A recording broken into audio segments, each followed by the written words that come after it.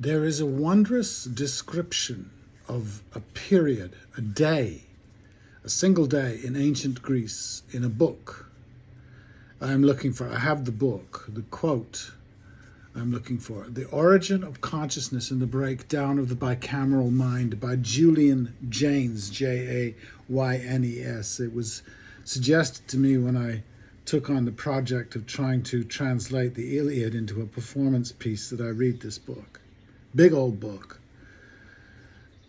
Beautifully, beautifully written. I am hunting the exact passage. The bicameral mind is the root of what we simplistically or commonly call right and left brain. There's a moment in time, Julian Jaynes describes, in Greece and other places when a balance happens between masculine and feminine, the male and female gods, the right and the left brain, when, as he described, and I remember, the world buzzed with spirit, quote, providence in the fall of a sparrow, that Greek person would have been encouraged to be mindful of omens, to watch the sky, the birds, the wind, the waves, to pay meet adoration to his household gods, to celebrate Athena, after whom the city was named, to anoint and garland the household herm, etc. Art was everywhere too, mandatory attendance at the Dionysia, to see the plays every year at the Mysteries of Eleusis, religion everywhere, some of the severest type, it must be confessed. Socrates was sentenced for impiety, and the lightest. So much superstition it was hard to choose, and I imagine they had to choose, that they chose. Quote, this is a bad day to travel to Delphi. Quote, says who? Quote, the oracle. Ah, well. Then there'd be the evidence of the senses, including the common senses, a big thing for Socrates, the critical thinker. I think Haynes' point is that this brief Camelot of the psyche was due to a balance. Male, left brain, female, right brain. A pantheon of at least two genders, but quite transy, Athena, etc. And the human was perhaps at her best and most focused in this time.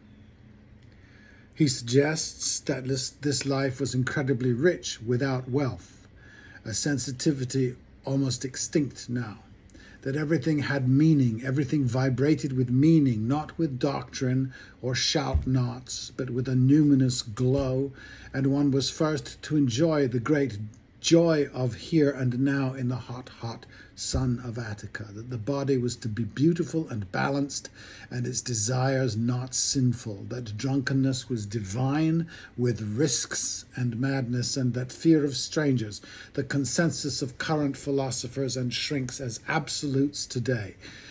Paragraph, we all seek mum and fear strangers, all our lives, end paragraph.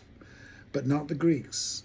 Fear was to be overcome, looked into the eyes of the consensus of the pagan, to be overcome fear, not overindulged.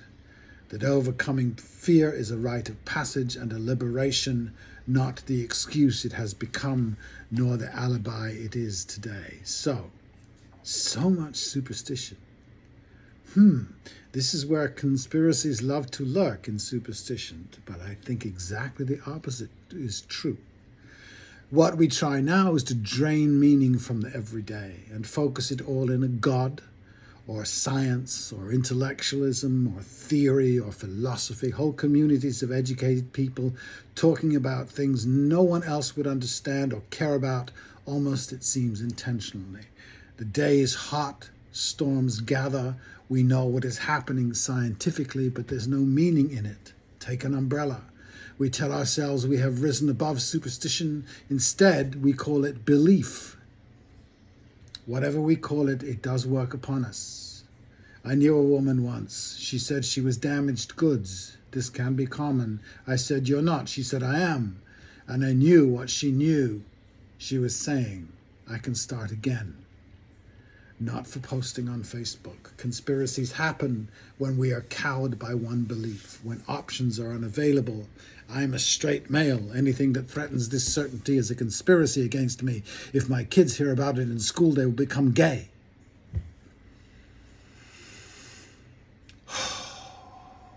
In the many, many discussions about Gaza and the overwhelming Western support for, it seems very evident that cultures obsessed with their virtue, Western Europe and America, I know them well, have worked very hard to make virtue of their histories, which are by any measure evil. The US in particular. Justifying genocide is a US preoccupation. This machinery is now in overdrive. Israel is their proxy victim. Relentless atrocity is gazed upon with unaffected eyes. Grown-up fellows who live in Idaho have told themselves Idaho is their ancestral home. It isn't. It is homes stolen. So stealing homeland is okay. Ethnic cleansing is what good people do. It is an arid mythology, an addiction to falsehood. But if you only have one, I cannot idealize the Greek fantasy. I'm living here, now, not then, there. But the picture James paints struck me immediately. I read it 40 years ago. A many-goddess world full of spirits, none omniscient, nor supernatural, nor all-powerful. Powerful but not dominant, and my role as human is to choose, is to be equal. If things do not go well, I am responsible for my choice. I am accountable. Some Greeks, Celts, Navajo will simply cover their bases, propitiate many deities, which in truth we do anyway. Monotheism is a regression, anti-human. It is a pyre. Maybe our media is so ghoulishly following Michael Cohen. Quote, hey guys, we found someone at last who lies more than we do and admits it. End quote. Scapegoat supreme.